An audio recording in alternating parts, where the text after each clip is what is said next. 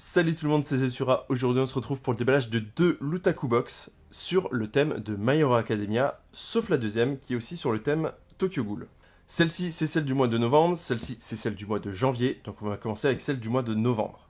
Vous inquiétez pas, celle du mois de décembre arrive aussi, elle était sur le thème Full Metal Alchemist, mon animé préféré, donc bien sûr que je vais faire la vidéo dessus.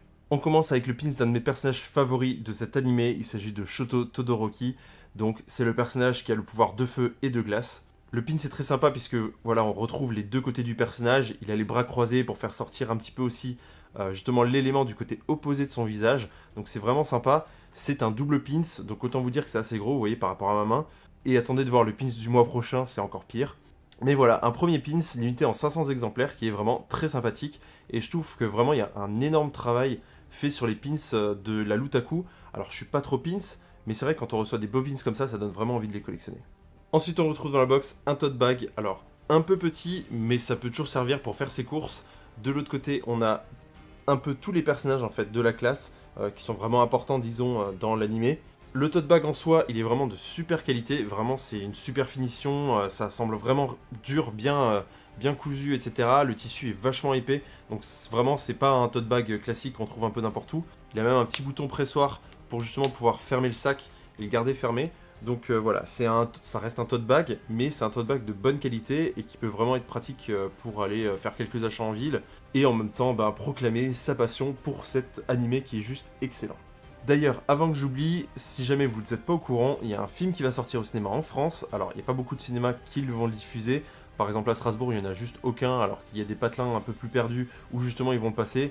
Donc ça dépend un peu vraiment des zones. Mais il y a un film, My Hero Academia, qui va sortir au cinéma en France. Et c'est assez rare justement qu'un animé déjà sorte au cinéma. Donc il faut en profiter. Ensuite, on retrouve dans la box cette peluche, si on peut appeler ça une peluche, que vous pouvez voilà, enfiler puisqu'il y a un trou à l'intérieur. Par contre, je pense que ça peut aussi servir à deux choses. Par exemple, dormir, voilà, si vous êtes... alors, vous allez peut-être pas sortir ça en cours, mais voilà, si vous êtes sur votre canapé et que vous voulez regarder Netflix couché, sans avoir le coussin qui vous dérange trop, hop, vous pouvez vous foutre comme ça, et puis c'est assez confortable, tout en ayant, voilà, cette grosse grenade en main. Donc évidemment, c'est l'arme de Bakugo qui lui permet justement d'accumuler sa transpiration explosive, si je puis dire ça comme ça. Mais voilà, ça change, c'est un objet assez sympathique. On a assez souvent des peluches, mais là c'est vraiment différent de ce qu'on a d'habitude. Ensuite, on a un t-shirt avec l'image de All Might et marqué Go Beyond devant, donc qui est une des répliques qu'on retrouve assez souvent dans l'animé. La qualité en soi du t-shirt est pas mauvaise. Alors, elle est pas excellente au niveau du tissu, c'est pas mauvais, hein, mais voilà, c'est la marque Gildan et assez souvent, voilà, je trouve que le tissu en soi est pas fou, il est correct, mais je trouve qu'ils peuvent mieux faire. Après, au niveau de l'impression, ici, c'est du vinyle, donc ça va tenir vraiment longtemps. Après, par contre, pour le lavage, il faut pas laver trop chaud, sinon je crois que justement ça va genre se fissurer, donc ça fera un truc assez moche. Donc laver assez froid, mais par contre, ça devrait tenir assez longtemps parce que ça a l'air d'être vraiment une impression de assez bonne qualité. Et vous le savez, une Lutaku sans figurine, c'est pas une Lutaku. Donc cette fois-ci, on pouvait avoir soit Midoriya, soit Bakugo, et j'ai reçu Midoriya. Donc voilà, ici c'est une figurine Banpresto. On a ici une figurine avec Midoriya qui tape un petit peu la pose. Donc ça c'est le Bakugo qu'on aurait pu avoir. Donc je vais monter la figurine et je vous montre ça. Donc voilà la figurine une fois en place. Alors il y a juste ici son tour de cou qui bouge, mais rien de spécial, hein. Ça tient après une fois en place, une fois que c'est mis, hein, pas de problème. Évidemment, comme d'habitude, Banpresto, c'est de la bonne qualité. C'est pas non plus fou, mais ça reste des figurines qui coûtent en général 25 à 40 euros en fonction de la taille. Donc ici, je crois que c'est une figurine dans les 30 euros sur internet. Par contre, voilà, le costume est fidèle. On a les cheveux qui sont noirs, mais avec des petits effets verts dedans. Donc une figurine d'assez bonne qualité, qui plaira évidemment aux fans de My Hero Academia. Il n'y a aucun doute là-dessus. Donc voilà pour cette box où on avait donc le pins de Shoto, on avait la figurine de Midoriya, la peluche de Bakugo, le t-shirt Go Beyond et enfin le tote bag avec les personnages principaux. Personnellement, je suis plutôt content de la box. Après, j'aurais peut-être vu peut-être une autre petite figurine ou un autre petit objet parce que voilà, c'est une box qui coûte en général quand même 50 euros.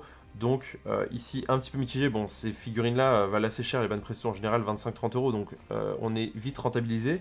Mais je sais pas, je reste un petit peu sur ma faim par rapport au Lutaku de d'habitude, mais ça reste une très bonne box. Sur ce, on va passer au déballage de la deuxième My Hero Academia avec Tokyo Ghoul.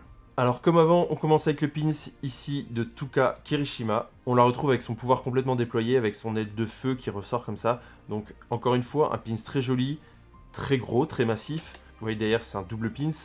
Et par rapport à ma main, donc c'est un petit peu plus gros que le pins qu'on avait encore avant. Et comme les autres, limité encore une fois à 500 exemplaires. Donc voilà, je suis très content des pins de la Lutaku. Je suis pas pins, mais je trouve qu'ils sont vraiment super classe et de super qualité. On reste sur du Tokyo Ghoul avec cette écharpe à l'effigie de Kaneki, donc on retrouve son masque. Kaneki, c'est le personnage principal. Alors on avait déjà eu une écharpe dans ce genre-là, dans la Lutaku, par contre elle était de meilleure qualité que celle-ci. Ici je trouve que vraiment ça fait un peu cheap. Et rien qu'à l'odeur, vraiment ça sent l'industriel, c'est dégueulasse. Donc personnellement je pense pas que je vais mettre cette écharpe. Il faut vraiment la laver une première fois, c'est sûr. Après voilà, ça me tente pas plus que ça. Je préfère largement l'écharpe One Punch Man que j'avais reçue dans leur box. Et on termine avec le dernier objet Tokyo Ghoul, qui ici a une odeur assez forte aussi. C'est un petit peu dommage parce que vraiment là par contre c'est un sac de sport qui est assez sympa. Donc clairement c'est un objet que j'utiliserai plus que l'écharpe. Mais par contre voilà, comme pour l'écharpe, ça sent vraiment l'impression et le plastoc et tout. Donc va falloir aérer ça un petit peu avant de l'utiliser. Après par contre c'est un sac de sport on ne peut plus classique avec simplement dessus Tokyo Ghoul et les genres de tentacules qui ressortent sur les côtés. Mais voilà, on va pas se plaindre parce que c'est un objet qui reste assez utile en soi. Et enfin on arrive enfin à My Hero Academia, donc ici avec une affiche donc lenticulaire, donc où vous avez en fait l'effet, vous voyez, qui change. Je sais pas si ça sort très bien sur la caméra. Par contre en fait il y a 3 images en une au lieu de d'habitude justement seulement 2. Donc ici on a All Might quand il n'a pas de pouvoir. Si j'arrive à vous le mettre. Ensuite on a Midoriya en train de charger une attaque. Et enfin on a All Might aussi en train de donner un coup de poing. Donc voilà, ils ont les 3 la même pose. Mais ça permet de switcher en fait entre les 3 puisqu'ils partagent le même pouvoir. Et donc voilà, ça représente assez bien l'animé. Et je pense qu'encadré ça peut vraiment super bien rendre. Donc il va falloir que je vois un petit peu la taille et peut-être trouver un cadre. Mais je trouve ça assez classe. Et enfin, on a de nouveau une figurine de Midoriya. Donc là, un petit peu dommage pour ceux qui ont justement reçu Midoriya 2 mois avant. J'aurais préféré du coup recevoir Bakugo le mois précédent. Mais voilà, c'est une deuxième figurine. Donc encore une fois, du Man Presto. Donc voilà la figurine qui a été assez compliquée à assembler puisque vraiment, il y a des petites parties à assembler. Donc il y a la tête, le bas du corps et le haut du corps.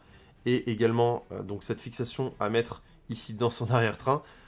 Par contre, c'était vraiment serré, donc c'était difficile de rentrer les éléments les uns dans les autres. Donc ça, j'ai pas trop compris comment ça se fait que ça soit si serré. D'habitude, il n'y a pas de souci comme ça avec Man Presto. Et d'un autre côté, ici, c'est tellement compliqué à rentrer, alors que là, on a justement ce petit support qui est normalement pour la jambe. Et en fait, vous le verrez pas trop à la caméra, mais il y a 1 mm d'écart entre.